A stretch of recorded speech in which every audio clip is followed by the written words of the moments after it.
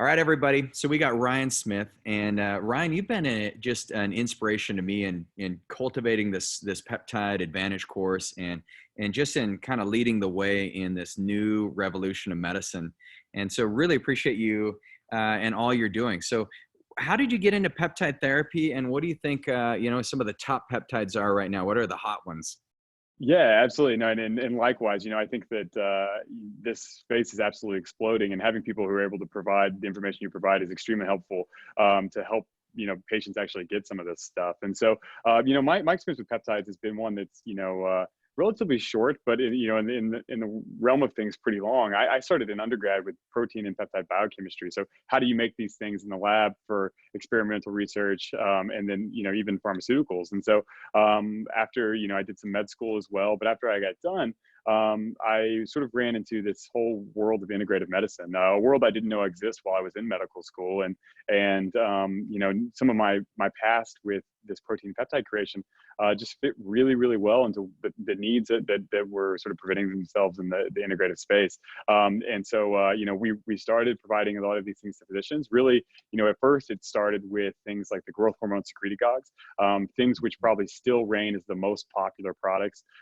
just because everyone can benefit from the narrative that growth hormone has, better body composition, better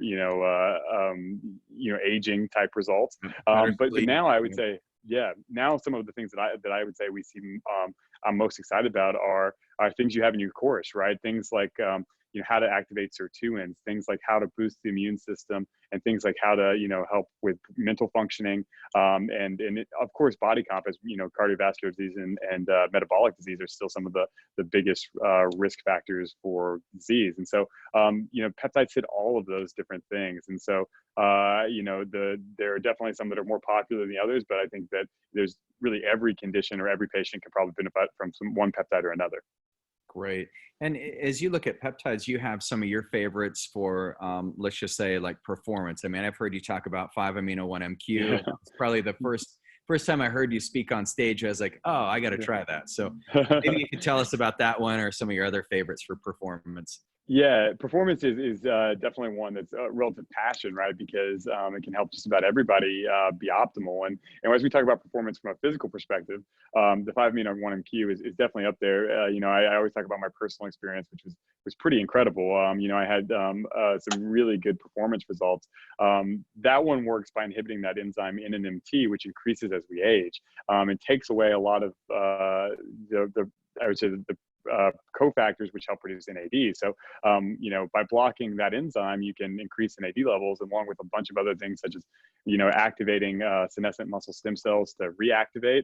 And even in mice, it showed a 70% increase in contractile muscle force, and a similar benefit to reduce lipogenesis. So you're putting on less fat, your muscles are functioning more appropriately, you're increasing NAD, which is a great anti-aging compound. And then you're increasing contractile force. So that one is one that is really interesting for a variety of reasons and mechanisms. But beyond that, we have things like the mitochondrial peptides.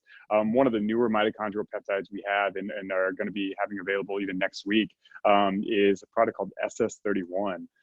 That's a product that goes to the inner mitochondrial membrane to optimize the electron transport chain. So it basically optimizes how you produce energy. And as we get older, that process becomes sort of not as well functioning. And so one of the big statistics that was published on this product that I like to say for performance is that one injection essentially is the mitochondrial equivalent of 30 days of endurance exercise. So as you talk about performance training, this is one that hits that quality as well. And then we also have some of the other things. I know that in your online training you mentioned amlexinox. And we always mix that with tetradecylthioacetic acid for some of the metabolic benefit. But one of the other things is it activates these PPR deltas, which increase mitochondrial biogenesis as well. And so all of these things can help with endurance performance, increasing lean muscle mass or skeletal muscle mass, and decreasing fat tissue. So all of these things sort of help in a variety of ways. But those are probably some of the most exciting. That's great. And so have you seen, like, rapamycin is a big one. We have patients calling us and, hey, Regan, I want to get on some rapamycin. What would you say is a good peptide that you could use in place of rapamycin, for example? Yeah, so it's hard. The mTOR inhibition that rapamycin provides is well studied, and we know that it increases longevity. I think the reason people like it for longevity is because it can also reduce senescence, right? Right. One of those hallmarks of aging. And so, as we talk about peptides, which can help in senescence, the number one thing that usually comes up is the FOXO4 DRI, which is a very, very, very new peptide, but works on causing apoptosis of those senescent cells, so they can't cause inflammation, they can't cause that inflammaging process. And so the FOXO4 DRI is probably the most, I would say, similar to the rapamycin in that regard, but we don't really have anything at the moment which directly inhibits mTOR. Okay, got it. And as far as like immune modulators, like if the World Health Organization said, okay, Ryan, we need you to solve the coronavirus issue, Sure. what would you do to solve that problem? Yeah, actually, and I think that's a great question, one that I've actually been getting a lot lately. And so, number one of which is my favorite of all the peptides is the thymosin alpha 1. The thymosin alpha 1 is, FDA approved for malignant melanoma, hepatitis C, and hepatitis B. And its mechanism of action is to sort of increase the immune system or increase the innate immune response so your immune system functions better. I mean, it's been studied with just about every cancer cell you can imagine because it helps the immune system find these cancer cells and eliminate them. Same with virally infected cells, and that's the reason that it's approved for those two indications. But beyond that, it's been studied for influenza. It's been studied as a vaccine adjuvant to just make sure that you can fight off these infections. So, and beyond that, it even has, in some monographs, it says less side effects than placebo. So it's really an extremely safe product. That one is by far, I would say, the lead. But beyond that, we have a couple other products as well. One that we talk a lot about for its nootropic benefit. It's actually called the C-Link. C-Link is a Russian peptide that was derived initially from an immune molecule, Thymosin. But in addition to its effects on causing some anti-anxiety behavior, it also has a great antiviral behavior. Not a lot of people know that essentially 2 doses of C-Link intranasally reduced flu titers to non-recognizable in patients. And so those two are definitely, I would say, the leaders in immune stimulation. Wow. And Selenka, we've used that a lot with our patients who, they want to get off their benzos, they're trying to get off their opiates, they got anxiety. That's phenomenal. And I've seen immunomodulatory is basically all that has been said. But Yeah. So you'd use Selenk, get some thymosin alpha 1 and just solve the problem. Exactly. And I actually was even given a study recently, or it was actually a patent for thymosin beta 4 showing that just 6 weeks of administration of thymosin beta 4 could even reduce any HIV levels and increase, the T cells in HIV patients. So that one might be something to add to the list as well. Okay. Yeah. And phenomenal. And you could use all 3 of those together, no problem. Exactly. What's the most peptides you've ever stacked, like yourself personally or with patients? Yeah. What do you recommend is like kind of the max? Oh yeah, I think unfortunately it all depends on the product, but I've been up there, to be honest with you. And so there's been quite a few that I would say I've been using at one time. But unfortunately, it's all peptide specific. For the majority of these, there's nothing to worry about for combining 6 to 8. I would say, but again, it's a discussion you sort of have to have on an individual level. Sure. Yeah, and I love how you can compound like the TB4 with cerebral lysin, for example, for some of the cognitive decline. That one's been super powerful for us. We tend to throw in BPC 157 with almost every patient who's undergoing any regenerative medicine therapies, and I dig that one. If you had one peptide that you think outperforms the others for influencing stem cells, which one would that be? Ooh. Oh, that's hard. Yeah, it's difficult because you a lot got of the the peptides coppers. yeah, exactly. A lot of them help with differentiation of certain tissues, right? So, if I were going to, talk about, combining some peptides with, autologous stem cells to differentiate into, bone repair or cartilage regeneration, I might choose some different ones. But like you mentioned with the GHK copper, the GHK copper is one of those that actually can increase the stemness of stem cells, right? And so it allows the stem cells to be more active and alert and ready to differentiate into whatever it's needed, whatever it's signaled to do. And so I would say that the GHK is probably the biggest on that list, although for certain indications, I might recommend others. Okay. And in like BPC 157, I mean, that's working on some of the growth hormone receptors right there in the tendons and ligaments. And so we found that to be incredibly effective. Definitely. The thymosin beta 4, that one, there is some studies that show that it forces stem cells to take on a lineage of, more of an adipocyte. And so is Mhm. that, would that be something you probably wouldn't want to use if you're trying to regenerate cartilage or repair ligament? Yeah, definitely. And it also has some, it definitely has some other type of effects which are positive. It actually has a stem cell recruitment effect in certain tissues. It can increase, MMP2 and VEGF, which allows it to attract stem cells. And so it's one that we wouldn't necessarily avoid. If you're trying to localize it to a certain tissue, for instance, people, for instance, have been using it in our hair protocols to help regrow hair. And the way that it has an effect on hair is through stem cells. And so I think, again, it all just depends on the procedure, but you're absolutely right. For some of those more, cartilage regeneration, osteoarthritis procedures might not be the best application. Got it. Okay. And the other one that's fascinating is the epitalin. Mhm. And epitalin, I mean, the studies show, I mean, it's another peptide formulated in Russia, Sure. but this one, it influences telomeres, and you are onto some innovative. I mean, you're going to be launching a brand new test that I'm so excited about. Not as excited as you. I don't know that I could match that excitement when you're telling me about it earlier, Absolutely. but maybe you could tell us about telomeres, and then Yeah. would epitalin actually be something that we'd want to use with our patients when we start your new methylation test? Yeah, absolutely. So the epitalon is a really, really interesting one because, it's all the research has been done in Russia, as you mentioned, by Dr. Kavinson. And Dr. Kavinson sort of studies these products which are called, he terms the bioregulators. So, things that sort of help restore body functioning and homeostasis. And so the epitalon is one that he believes mimics a product that's produced by your pineal gland to regulate cortisol and melatonin. But beyond that, it has a lung fibroblast study where it increases telomerase and increases telomere by 33%. And so, that's a pretty drastic telomere increase. Yeah. Not much is compared with that.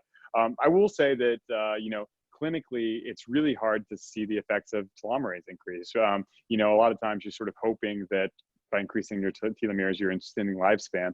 I will say that Dr. Kavinson actually has even better studies showing how epitalon can affect lifespan and disease risk, particularly with cardiovascular disease. He did a 12-year follow-up study, which showed that you had much, much, much less you had less risk for cardiovascular disease like heart attack and stroke whenever you dose this, and even in very, very short courses. They only did essentially 2 courses a year of essentially 10 days, 15 days, which was 5 injections. And they did that twice a year for 3 years and showed 15 years of benefit. And so what I say is, with all of his research and, it doesn't look like a lot of patients might not be able to feel the difference, but it's worth the risk if you can have 40% reduction in cardiovascular morbidity for essentially the course of 30 injections. Yeah, yeah, that's phenomenal. And so tell us a little bit about the methylation test. I mean, if you Yeah, can, because absolutely. this will be a game changer, and you guys are going to be the first to learn about it. So tell us about your new Yeah, test. yeah. I've never talked about this publicly until now, so this would be the first time. But Dr. Horvath is from UCLA, has been a researcher, a biostatistician who's basically looked at all of the changes that happen on your DNA. And so, unlike 23andMe, which measures sort of the infrastructure of your DNA, the methylation and acetylation of your DNA are what turns your genes on and off. It's the gene, what genes are turned on and off differentiates your eye cells versus your skin cells. And it's a really important thing because aging is classified as the deterioration of function. It's, whenever those eye cells aren't really functioning as great as they once were, they're functioning less like the eye cells they're programmed to be. And a lot of that happens through, what genes are turned on and off. And in fact, a lot of how we live our life affects what genes are turned on and off. Dr. David Sinclair recently came out with a book where he talked a lot about sirtuins and anti-aging. And sirtuins are sort of these molecules which make sure that the methylation and acetylation is happening appropriately. And one of the theories of aging is when you don't give them the ability to do their job, this product messes up. And so this epigenetic testing is measuring something called biological age. Everyone knows their chronological age. It's, how many candles they're blowing out on their cake, but the biological age is a cellular level of age. And so, how, in reducing that, I told you this statistic as well. If you reduce the aging rate by 7 years, you cut the incidence of disease in the United States by 50%. And so you can imagine what that would do to healthcare spending, what that would do to people's quality of lives. And so this provides one single metric for both physicians and patients to look at to say, hey, am I reducing my risk in a way that I understand? And, if someone looks at their age and says, I'm 50, but my biological age is 30, good for you. Keep doing what you're doing.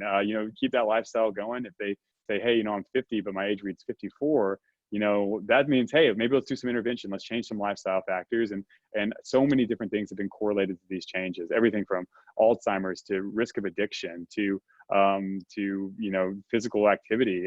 So it really affects every area of your body, but it's one metric, which is just math. You can, how important and how correlated it is to outcomes because it's one single metric, which is huge. And so I always say that this is going to be, a test that insurance companies require twice a year because they can predict when you're going to die. And if we can slow that, we can save people's lives. And that's really exciting for me. And you've got kind of the antidote. I mean, you've got the metformin, the DHEA, and what was the third thing? Yeah, so that one was growth hormone, and actually, so the study you're referencing is the Fahy study that came out in September of 2019. Sort of it was a groundbreaking study. It only had 10 patients, but it was a proof of concept that, hey, you can reduce the aging rate, and if you can reduce the aging rate, you can again prevent people from getting sick and dying. And so, it looked at DHA, metformin, and growth hormone. And to be honest with you, we already have a study that's going underway with growth hormone. Thymosin alpha 1 is a way to help clear the body's cells, and a couple other things, like I said, to sort of help that aging process. And so we're hoping to prove the same thing with the same test. Wow, yeah, that's exciting. And so you think this test will be available for clinicians maybe April, May? What do you? Mid-March is when we're hoping to offer it. Yeah, absolutely, and it will be the most unfortunately, this area of medicine is one that is going to explode. Like I said, I think Dr. Horvath will probably win the Nobel Prize, but right now it's relatively unavailable. It's an expensive test. It's, most people are only looking at really small segments of the DNA. Usually most people are testing, if they're doing this test, less than 500 spots on the DNA. Our test will be looking at over 850,000. And so it'll be the most robust of its kind. And the other thing is, if you take our test with us once, we'll give you updates. If our algorithm gets better and more predicting, then you'll see it. You'll see how it relates to Alzheimer's. You'll see how it relates to telomere length. You'll get all of those things. And so we're really excited to roll that out. Man, I love that. I love the tests that are always evolving. Like that's what I love about Naveen Jain with the Biome test. I'm always getting updates. My Tesla at night, it updates itself, so my car gets better. I mean, life is just it's pretty fascinating, the technology. Exactly, and it just like Tesla sort of argues, it's the only car that appreciates in value. It's the same with this. Same with this test. You pay for it once, but you learn for a long time. As our data gets better, you get more knowledgeable, and I think that's for anyone who's wanting to look at their health journey, both clinician or patient. That's a huge thing. Right. And when we consider meaningful markers, so we want objective tests where we can actually tell our patients, like, it's one thing to say, hey, we got your blood pressure regulated or your hemoglobin A1C looks fine now. It's another to actually say, hey, we just took off 7 years of your life. So we decreased the incidences of your chronic disease by 50%. I mean, that's huge. It's absolutely huge. And, one of the big things I always like to say is, if you have diabetes, you're paying around $55,000 a year for that treatment. It might not be you out of pocket. It might be your insurance company, but that's an expensive thing. And so now we can even put an ROI on it and say, hey, for patients who spend, $200 a month with me, I can reduce their risk of spending $55,000 a month by 7x, and then you say, it's an investment. It's an investment in your own health. And that's something that people understand. No, and this test will be the forefront. I mean, because we do all the functional medicine tests for our patients. So all of you on the peptide course, this will be the forefront, the very first test you can take. And then even the peptide therapies that we're doing, if you don't want to use the metformin or the DHEA or growth hormone, like there are some peptides that can influence this process. And so only time will tell as we start retesting our patients, and we'll say, okay, we've got some new things that work. So I'm excited Exactly. for this. Yeah, definitely excited as well. And that's the beauty of it too, is that through big data and knowing what works, we're able to help outcomes. So patients who, if we see patients who are on, DHEA have a reduction that's more significant than the regular population, we're going to publish that, and then everyone will know, hey, DHEA is one of those things that is a low cost and effective way to slow the aging process and decrease disease. And so it's definitely something I would encourage everyone to look to, because it really is the future of preventative medicine, which we know is sort of the future of the world. Yeah, preventative, predictive. I mean, it's Absolutely. proactive. All the P's are covered by this one. Definitely. So you guys heard it first here in the Peptide Advantage. And so Ryan, if we just looked at like some overall like nootropics brain performance, I mean, you're a dude that can just rattle off and you stay on point better than any other speaker in the industry I've heard. I mean, I've heard a I lot of appreciate that. the great researchers out there, and they have on days and off days. I've never seen you to have an off day yet. And so what is it that you feed your brain with to keep it going? Yeah. Try and make sure no one posts those ones. I'm a big believer in nootropics. Um, for me, the genetic testing and knowing I have an ApoE4 variant. I talked about it before, but I've seen family members lose cognitive processes, and I think anyone who's seen that knows how heartbreaking it can be. And so this is one that's very close to my heart, for my own sake, as well as just knowing that that's how the world, the better you can function in your brain in the world, the better you can do. And so there are a lot of things that I like. One of the ones that I know that you've had some experience with as well is the cerebrolysin. That is it's one that has so much data and literature that it's really reassuring, and we've seen it work in Alzheimer's, Parkinson's, stroke, TBI, even peripheral neuropathies. So really any neuronal tissue, it's really effective in. But probably the one that I'm most excited about now, just I know that we have a limited time, is a product called the FGL, or the FG loop Oh yeah. peptide. It's very new, but that is one that within 7 days of administration, I can 100% tell a difference. I can remember details I wouldn't have normally remembered, and it's one that I've made sure to add to my list. It's a product that came out of Denmark as mimics a neural cell adhesion molecule. So it mimics a protein that's on all neuronal cells that helps give it some of that encouragement to create new neurons connections, and it does it in a way that facilitates long-term memory. And so I'm a big fan of that one right now, and excited to also say that it's been traditionally very pricey, but that will actually change here very shortly. Great. I think mine just arrived at my office, and it's one of those where I've recommended it to a couple patients, and I'm like, yeah, it's the cost Yeah, is there. So I'm glad to hear it's going to be a little more normalized. That's definitely. exciting. Yeah. And so on the nootropic side, I mean, yeah, cerebrolysin, it comes from the brains of pigs. So I imagine it's not easy to keep it in stock. We've Yeah. struggled with that one. Are there, Definitely. Yeah. and as far as like the demand goes, TaylorMade has just grown exponentially. I mean, it's wild to see what you've created over there and the team that you've got. What would you say makes it a successful laboratory and pharmacy? Yeah, so I think that number one of which is that we try and not just provide product, we try and provide education. I think that whenever we talk about some of these products which are not well known, we try and make sure that every information you would need to learn about them is available. A lot of times, though, that presents things like scientific literature papers. It's not actual implementation, which might be I would say one of the biggest things that we don't cover, but we still hopefully provide a lot of resources to get you to where you can understand those questions. The other one I would say is we maintain a high commitment to quality. Whenever we work in these spaces, it can be sometimes a little bit difficult to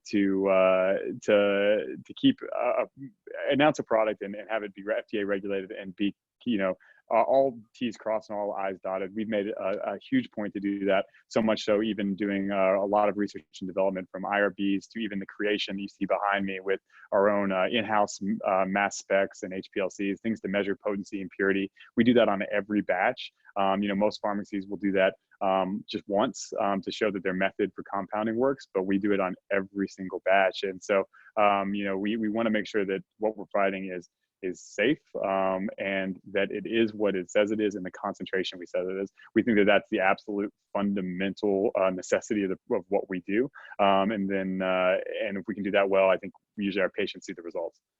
Awesome. Well, you guys have done a phenomenal job. I can't thank you enough, because the patient experiences that we've had, the amount of results, the rapidness that peptides work is just, it's phenomenal. And I get our patients now who've been working with us for years, now they want the next level. And so before, we're trying to get nuanced with biohacking and herbs and things like that, and some of the, kind of random nootropics, but now we can get very selective. And so I appreciate your innovation and your drive, and I can't wait for the new tests to come out. So we'll provide, do you have a website or anything yet, or we'll get a link? We definitely will. And so what we'll do is we'll definitely obviously work with you in your course to make sure that that's available and linked out. We're looking at a 4-week time span, so we're excited, and it should be right around the corner. Awesome. Well, thanks so much, Ryan, and appreciate all you're doing. All right, thanks so much.